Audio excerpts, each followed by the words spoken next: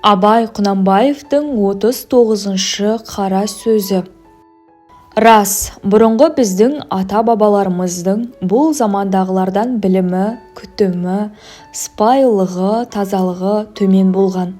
Бірақ бұл замандағылардан артық екі мінезі бар екен. Ендігі жұрт ата-бабаларымыздың мінді ісін бір-бірлеп тастап келеміз. Әлгі екі ғана тәуірісін бір жола жоғалтып алдық.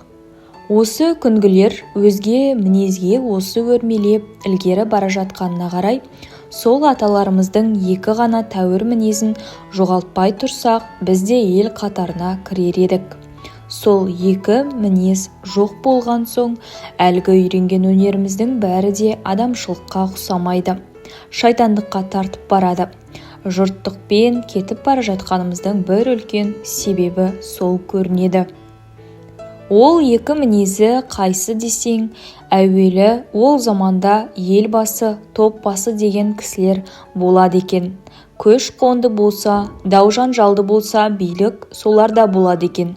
Өзге қара жұрт жақсы жаман өздерінің шаруасымен жүре береді екен.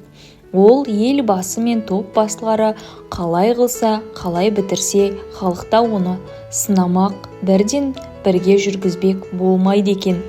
Қой асығын қолыңа ал, қолайыңа жақса саққа қой.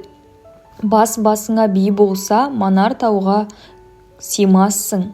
Басал қаңыз бар болса, жанған отқа күймессің деп мақал айтып, тілеу қылып, екі тізгін біл шылбырды бердік саған.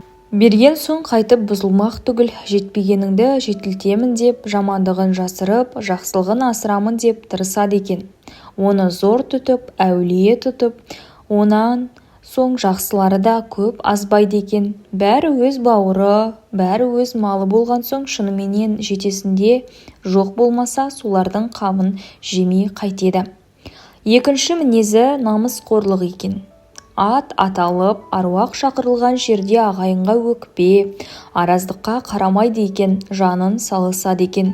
Өзіне ар тұтқан жаттан зар тұтады деп, аз араздықты қуған көп пайдасын кетірер деп, ағайынның азары болса да безері болмайды, алтау ала болса ауыздағы кетеді, төртеу түгел болса төбедегі келеді десіп, жол қуған қазынаға жолғар, дау қуған пәлеге жолғар десіп, қанеке енді осы екі мінез қайда бар?